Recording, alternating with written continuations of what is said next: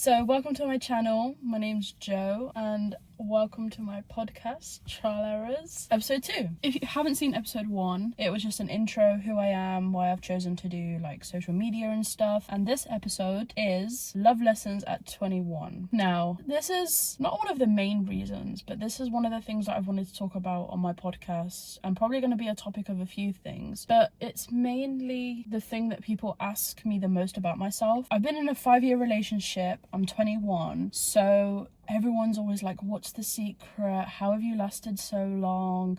Like, you're young, are you not growing apart? So I just wanted to talk about what is the secret, I guess. I mean, I'm not an expert or anything, but I want to give people that are my age an insight to how it's happened and why it's happened, and just to talk about it a little bit. We met when I was 16. You could tell we were 16 in the way we met. I'm not going to go into it too much, but let's just say that we met up one day from one conversation, and literally from there we just clicked straight away. I would say one of the things early on that helped is that we both set out our intentions really quickly. Now, I know being 16, I probably didn't know what I fully wanted, but I knew my intentions were the next person that I want to get with, I want to be with. I was in sixth form and I couldn't be bothered for like messing around anymore and like trying to figure out who I wanted to be with. So I told myself the next person I'm with, I'm really gonna commit to them, and I did. And one of the best decisions I ever made, the best man in the world came my way, and I thank God for that all the time. Because obviously, not to say that if I met a person and I didn't like them, I was going to commit to them. If I met them and I didn't click with them, or I knew that that wasn't the person that I wanted to be with, I wasn't going to put my 100% effort into it, or I was going to stop it early on so that I wasn't messing anyone around. Obviously, to meet the ideal person and everything can happen once in a blue moon, but I think it's about being optimistic. I think you go into it and you're umming and ahhing. I think you have to be in the mental state of, I'm going into this acting as if they're going to be the person that I'm with forever, and that really helped. And luckily, the person that I met had the same mindset, and like I said, we both set that out on the table straight away. We've seen so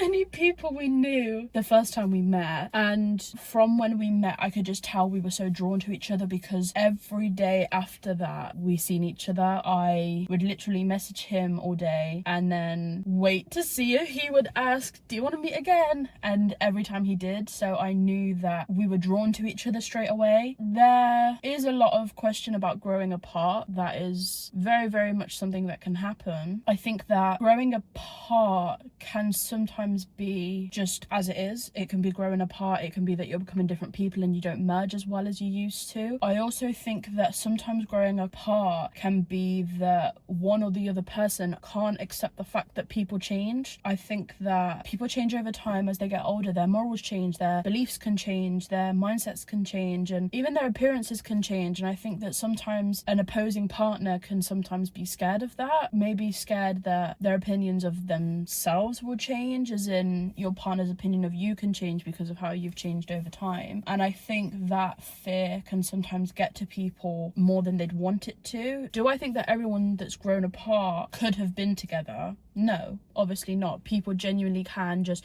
become two different people and no longer work together or gel together, and it's not healthy to be together. Do I think that growing apart, sometimes I've seen something change in my partner and I'm a bit stepped back and I'm like, oh, that's different. But do I see it as, oh my God, they're changing, oh my God, we're going to grow apart, we're going to be different people? No, I haven't. So I genuinely think sometimes people just panic a bit too much. I think everyone can panic. I've definitely panicked about things that are changing and scary and different and weird. Just think that learning how you've changed yourself as well, you need to understand yourself as well. And I think a lot of people feel like they can't be free because they feel like they have to be the same person that they were at the beginning. Getting together young, that's really hard. If you're adults and you've already had your frontal lobe develop and you've already established who you are and all of that, then this doesn't really apply. I'm talking about when you're together young and you're still going through them processes of becoming an older person and becoming the identity, like really claiming that once you're older and you know more and you're more wise, and I'm definitely grateful every day of the partner that I've met. Something that I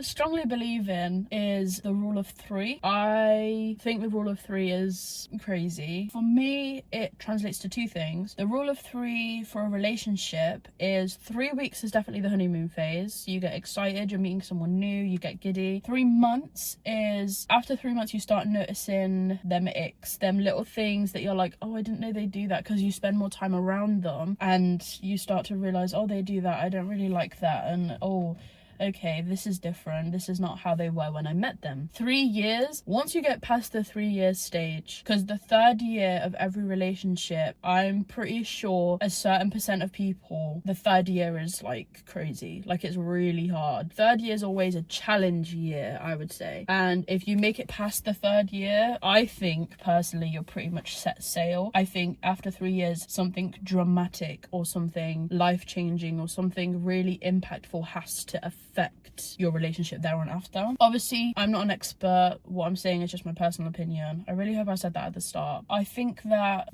rule of 3 translates to that. The other rule of 3 is the people that you meet. I strongly believe that you have to meet 3 people in order to find the 3rd one that's your partner for hopefully life, but your set partner, what I and my partner call your penguin, your mate for life. Like, even if you're not together after, that person is like always there or always here. For me, the first person that I was with, and obviously this is me being very young still, so I don't know if this translates to someone that, like I said, is already developed, older, more wiser. For me, the first person that I got with was a learning curve. I was young, giddy, first person I'd properly been with, and this is to say rule of 3 for people. These are 3 people that you've properly tried to commit to, not just people that are flings and gone out with blah blah blah. These are 3 people that you've really tried to put your effort into, and the 3rd person, I believe, is your person. The first one for me personally was my learning curve. I learned what I like in someone and I learned what I don't like in someone. I was young, giddy, and they didn't know how to properly be in a relationship. I didn't know how to properly be in a relationship, but we tried to do as kids what we imagined a relationship would be, and that's where you start to learn a lot about what you want in a partner, what you dislike in a partner, and things like that. The second person that I was with was... how do I put it? The second person that I was with was more of a trauma person. What I mean by that is they didn't traumatize me or like do anything crazy, but they were more of my toxic person, more of like, I was upset about the first one and I jumped into something and they didn't treat me how I would want to be treated. After going through that experience, when it got to the 3rd person, that's when the mindset had settled in that I want to commit to someone. And that is why the 3rd person, I think that, like I said at the start, once you go into that mindset, you go into it learning from the first one, learning from the second one, and then being ready for the 3rd one. And that's why I think the rule of 3 with people is a thing. Correct me if I'm wrong. Like I said, I'm not an expert. Any people's experiences or anything you resonate with, let me know in the comments, because how it happened, what's the process, my personal experience. It's cliche. It is very, very, very cliche, and you hear everyone say it, but communication is really, really important. Now, I believe that communication is important, but I also believe healthy communication is important. I feel that people think communication is important by saying how you feel and just blurting it out and not keeping things to yourself and things like that. The way you say it to someone is also important. The way that you approach things and the way you have to consider someone else's feelings in the way that you would want them to consider yours as well. And communication is so important. I definitely saw a massive difference in my 5-year experience of when me and my partner spoke better together in comparison to when we didn't. That's just because once someone says something in a way that can trigger your thoughts and feelings, you don't have to reply straight away. We've had conversations before where I will sit and blurt everything out about how I'm feeling. Sometimes it has to be unhealthy. Like, I've sat there with him, I said, this is going to be just me having a rant, and I'll say it's not me having a rant at you or anything like that. It was just me exploding. And I say, are you prepared for that? He'll say yes or no, and if he's not, then what I do is I write it down in my notes. Like, I have a rant in my notes, and then he'll say, I'm not ready right now, but when I am ready, I'll let you know. And then I've put it out in my notes. Maybe sometimes he's right and it's a good idea, because he'll then approach me and say, I'm ready to have that conversation now if you are, and then I'll have my notes ready to think about how I felt. Or sometimes I will just remember because it was a bit of an outburst. Most of the time he will just sit there and say, yeah, go for it, like, I'm here for you, and I just No.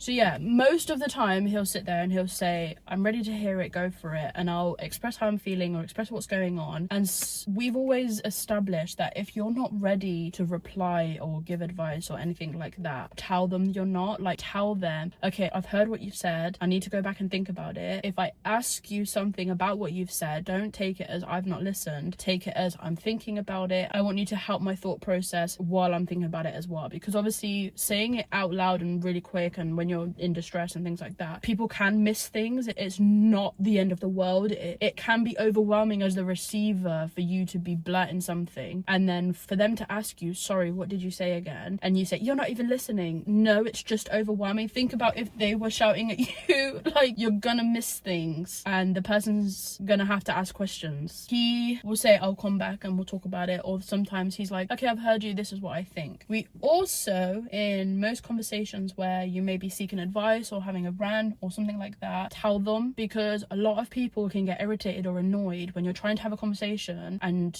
for me, I just want to get it out. I just want to rant about it and that's it. But some people can try as a response to give feedback or give advice or let you know that it's going to be okay, this, that, and this.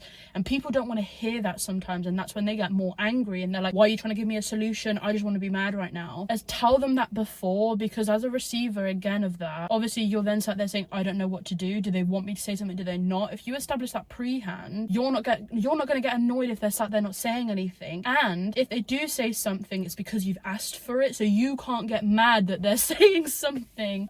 So yeah, I would definitely say that's a big thing. Like, communication, there's so many layers to communication, like so many layers. I could talk about it for so long because there's so many aspects of it that are true and so many aspects of it that just resonate with us so much, so much. But I have to credit my partner. I have to credit him indefinitely because he has grown so much as a man and he's got so good with his communication and his emotional intelligence and everything that I'm forever grateful and forever proud of how much he's grown as a person. Another thing I also want to talk about the concept of people missing their 20s or missing their younger years. I don't agree with that concept. Obviously, I'm biased, so take that with a pinch of salt. But I much prefer being settled because I feel like I can focus more. Don't get me wrong, I have been through my experience of clubbing, drinking, all of that, and I enjoyed it while it lasts, but now it's something that I don't care for. I don't want to take part in it. Drinking makes me feel horrible, and being out all night just means that you sleep all day and you waste your day. And where my mindset's at right now, I have too much going on in my life that is important to me to be doing that. And for me, I'm not wasting my 20s, I'm wasting my time going out. So yeah, for me, I'm not wasting my time in my 20s being in a relationship. I'm wasting my time in my 20s if I was going out. Like, there's too much I want to get done. I'm doing a degree, I'm working, I'm starting content creation. Like, there's so many things I want to put my heart into and try to do. For me, that's more wasting time than being in a relationship, being secure in that sense. I'm not saying you have to be in a relationship to focus, because a lot of people thrive on focusing when they're alone, like when they're single. But for me, just the personal clubbing side of it, like missing your 20s is the cliche thing that you're going clubbing and you're doing this and you're doing that and you're having fun, you're being free. I personally don't thrive in that environment. I thrive in being in a relationship, being settled, growing your future together, saving for a house together, buying your cars together. Like, me and my partner literally went from being on the bus together to now saving for a deposit for a house, having our own cars. That's where I thrive because I bounce off of his achievements and his goals and what he's doing. Like, I spoke about in my last episode that he's doing a degree apprenticeship and he's nearly finished, and I was in awe of him being able to get one, that I tried to get one and I didn't, which I just then accepted the fact that maybe it's not for me. But I am in awe of him every single time because he works so hard and he does so well that it inspires me, and that's what I thrive off, if that makes sense. Gosh, I wound that a little bit, didn't I? I would say that another thing that I've learned is that love isn't just a feeling. Love isn't like this bubbly thing inside that makes you like all giddy and stuff, and love is a choice. Like, it's genuinely something that you have to choose to do every day. And the reason that it's a choice is because there are days that aren't giddy and aren't fun and aren't easy at all, but you still choose to love. And to choose to love love, I believe, is shown in your actions. If you choose to show up for them, if you choose to commit to them, if you choose to stay loyal to them, all of those things. To choose someone is to choose love. You're choosing to commit to them every single day, and I think that that's what it's about. I don't know how else to explain it. I feel like I explain things so much better when he's here with me. You have to choose to love someone on their bad days. You have to choose to love them on their good days. You have to choose to love them on days where you're exhausted and you're tired and you don't feel like good in a way. So I would also say that you also need to understand that you and your partner cannot always give 100%. For example, there's days that my partner may not feel 100%, or even me, there's days that I don't feel 100% and I can't give my 100% effort to my relationship and to my partner. But that's where, as the receiving end of that, you put in that bit of extra work. To put it into perspective, if one of us have had results from work or uni or study, right, and they're not what we wanted them to be, and they're not to that sort of expectation, we're not going to feel 100%. So we might not be able to be as supportive to the other person when they feel they've done something well at work or something well in uni. So as a result of that, we call it the 100%. So if I was down to 20%, he would then carry the 80. The same way, if he was down by the 20%,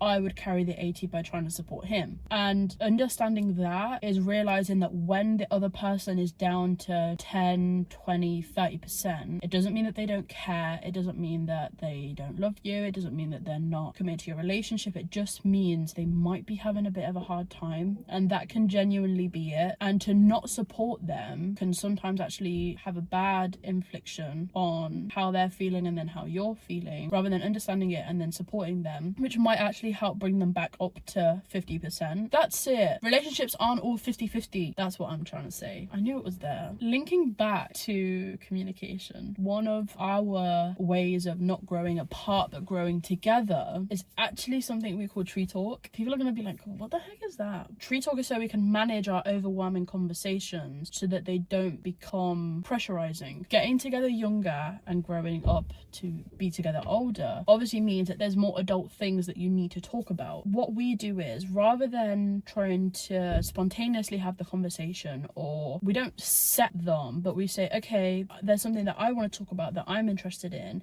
that I want to know if you're interested in, and then he'll say okay, and then I'll say it's part of tree talk. Then we automatically have like a mental switch of like, this is a serious talk, this is a talk about our future, this is a talk about development, and we automatically start calculating things and thinking of ideas and building what we would call our tree of conversations that we try to have. Examples of them could be something as simple as, how many kids do we want, the reasons why, what kind of car we would have because of that, and these branches of, okay, how many kids do we want, leads off into other things like the car and things like that. And I think that breaking them down and not feeling like you have to always have these serious conversations about building and growing, like I said, makes it less overwhelming, makes it less patronizing, less scary, because you can plan it out and then we'll say, okay, we've had a tree talk this week, so let's wait a couple of weeks to have another one, but if you think of anything, let me know. And for me personally, I write them down. So if I wanted to talk about one, like recently I wanted to talk about house one, so something I wanted to talk about was, how is it going to work when we move out together and things like that. And obviously that is a branch in itself, which leads on to conversations of who pays what is there to pay.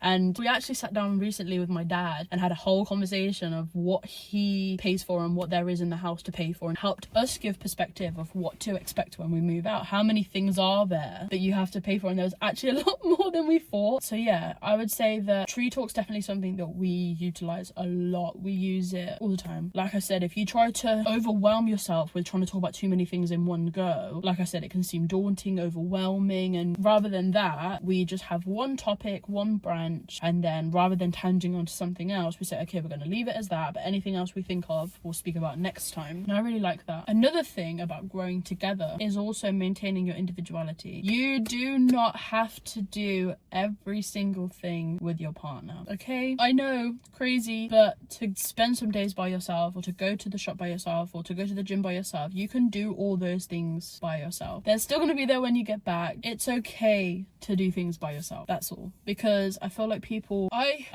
I used to think that if my partner said, I'm going out with my friends, I'm not coming to see you, I was like, oh my god, he doesn't love me anymore. What did I do wrong? Why is he not coming to see me? And I used to panic for no reason. And I'm in awe of him for putting up with me in that time period, because I was exhausted. So I can imagine how exhausting it was for him. So it's okay to do things by yourself. Maintaining your individuality is so important, because if you don't, that's when the phrase they're losing themselves come into play. You stop taking care of yourself, you are going to eventually lose yourself in a relationship, and you're going to be so dependent on that person. Like, I can openly and honestly say, point blank, obviously I want me and my partner to be together until old age or forever, or whatever people believe in. I want to be with my partner in every lifetime, in every universe, in every aspect of life. But realistically, I know that there's a possibility that that can't happen. There is a possibility, there is a timeline where we might not be together, and that's fine. But obviously, even when you're hopeful that you're together forever, you have to be realistic in the fact that that might not always happen. I am not dependent, and I don't put pressure on the fact that we have to be together, because once you start doing that, like I said, that fear and that overwhelming feeling of losing them gets to you. And that's why you also need to keep your individuality, because like I said, this whole you can lose yourself thing and things like that, I understand it and I get it, because I also have attachment issues. So that's a whole different thing. But to maintain your individuality is so important, because you start to remember and remind yourself that you can do things by yourself. And obviously I want to be with him forever, but I also know that if for whatever reason we did end, and if something did happen, I know that I'm okay in my own company. Obviously it's going to hurt and it's going to be upsetting, but I'm okay in my own company enough to know that it's going to be okay. But if you're watching this, I'm not going anywhere, neither are you, by the way. So I feel like the lingering question now is, what is the secret? And unfortunately, I don't have an answer for you. I hope that you learned something from this video. I hope that I said something that you can resonate with, or something that might open a perspective for you, or help you to be more open-minded, or realize something I said and you're like, yeah, that's happened to me, or yeah, I get what you mean. Like I said before, I'd love to hear your experiences in the comments. I'd love to hear if you agree with something, if you don't agree with something. Obviously, like I said, it's my own personal experience, so not everyone's going to agree, not everyone's going to know where I'm coming from, because everyone's experience is different in this planet. So I don't expect you to be like, yeah, you're so right. I'm not always going to get it right. Oh, that's something I want to talk about. Friends. Oh my god. The amount of people that their relationship has ended because of their friend's opinion is insane. Do I think that their friend's opinions are wrong? Not all the time. Do I think that friends can sometimes have bad inflictions on your relationship? 100%. I think that people's morals can sometimes go out the window when they listen to their friend's perspective. I think that if you share a lot of the insides of your relationship with someone, you're giving them an open opportunity to have their input. Once they have their input, what you believed or what you thought likely can go out the window, because friends are always going to back you, and the loyalty of friends is 100% amazing. But if they're 100% gonna back you, if you're talking about someone in a bad light, they're going to jump on top of that. Your relationship with your partner can be brilliant, it can be amazing, and then one small argument or one small disagreement can happen, so you go and tell your friend because you want their opinion, which is also fine. But then if your friend starts jumping on what they were saying was wrong and adding things that might not have actually been said or might not have actually happened, they inflict that in your mind, and you make one small argument that could have been sorted between yourselves into something that now you're listening to what they've said and making it 10 times bigger, because you're now going to go back to your partner and say,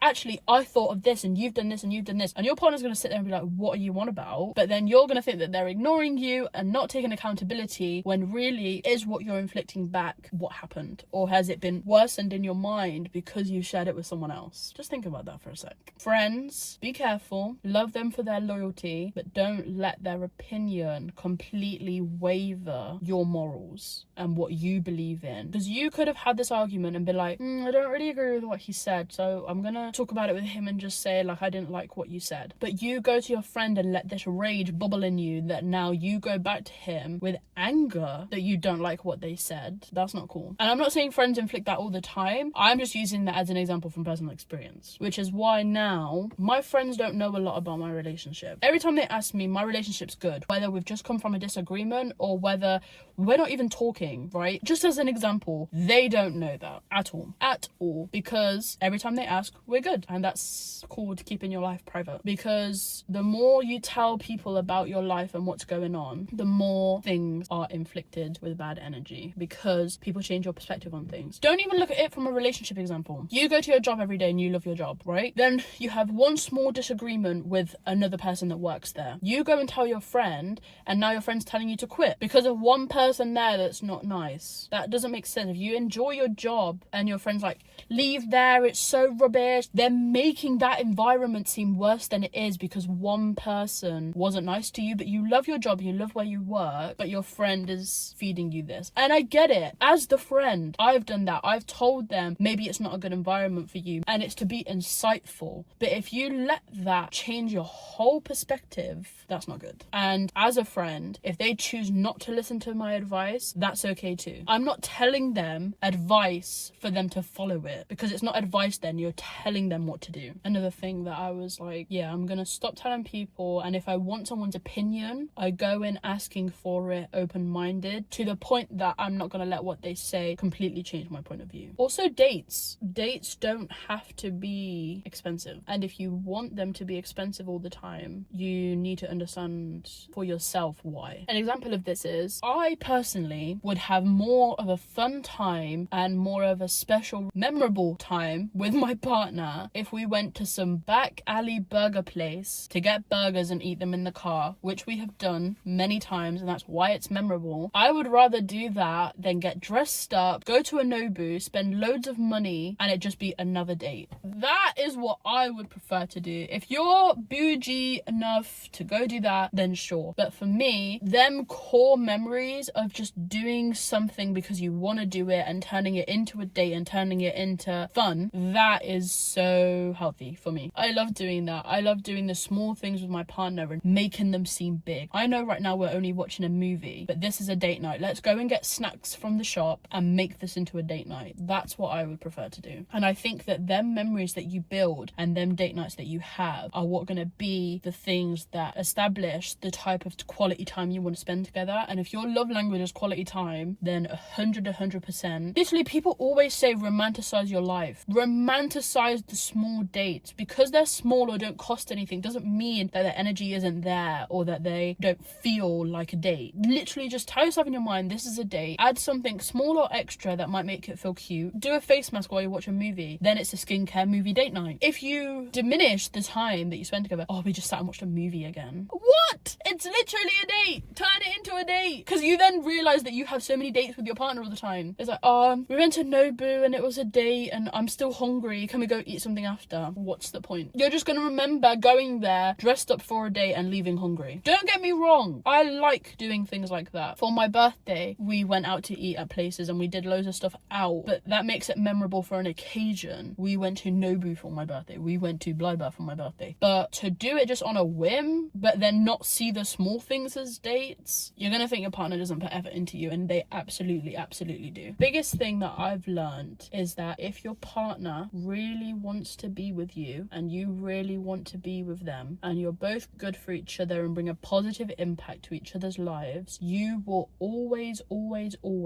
put the effort in to make sure that you aid each other and support each other in that process. 100%. There is nothing that I don't think me and my partner would disagree over that would affect us to the point that we wouldn't stop trying with each other. Agreeing to disagree is a very hard pill to swallow, and you shouldn't let it end a relationship that might be the best thing of your life just because you can't accept one small thing. Because me and my partner don't agree on every little thing, and that's where conflicting conversations can happen. But to agree to disagree is to accept the fact that you don't see eye to eye. You can't hold them against that the same way they can't hold it against you that you see something differently, and you're allowed to be individual people and have your own individual opinions but still work together. That's not the case with everything. Obviously, I'm talking very minor things right now. And I would say the second biggest lesson is be mindful in the way that you talk to someone, because the language and the way you approach something can be very different just from the way you say it and what you do, because you're either going to sound very contradicting or sarcastic,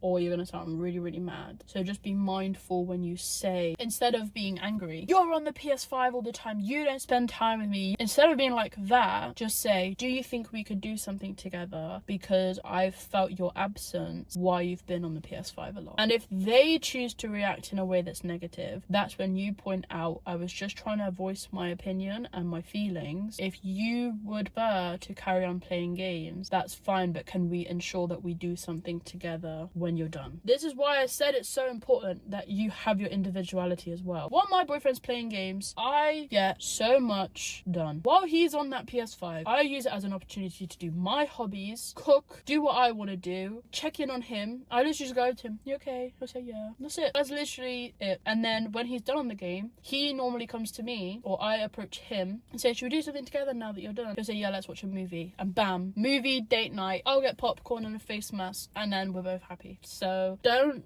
let your world revolve around what they're doing. Use time that they want to spend by themselves to have time by yourself as well. And that would be the other one. I used to be someone that would think that he didn't want to spend time with me, and what's the point in him being here if he's just going to play games? It's about presence. Just the presence of my partner in the same room as me means that I'm spending time with him. That's it. The fact that he's just there, because we eventually are going to live together, but while we live apart, seeing him and just having him in the room, even if we're not spending time together, just makes me feel like I'm around him and makes me feel like I'm spending time with him, because he lives in his own house. So when he's not there, he's not there, and I wish he was. Don't put pressure on feeling like you always have to do something. Like I said, don't put pressure on the fact that you think they always have to be expensive dates. They don't. Just enjoy the fact that they're there, because even the cliche or concept of people aren't always going to be here forever, or people could disappear tomorrow, just appreciate the fact that they're there. That's the thing. If they're on PS5 and you upset them by saying you want to spend time with me, getting angry, are they gonna want to spend time with you when they come off it? No. I mean, if they're on it 24/7, then there's a problem. I feel like I've tried to end this video 3 times already, and like I said, I always have so much that I can say on relationships and how I feel about certain topics. I'm now gonna officially end this video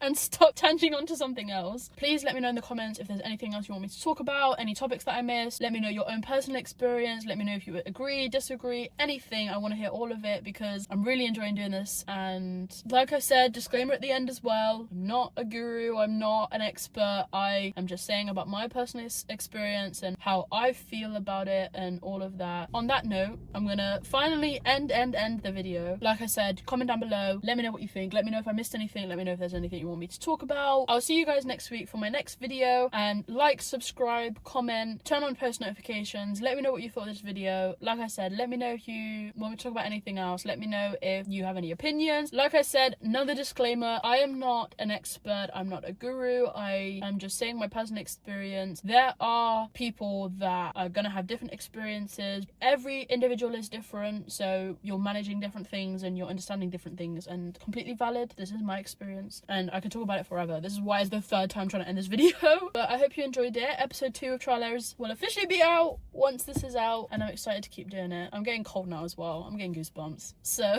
I'll see you next time.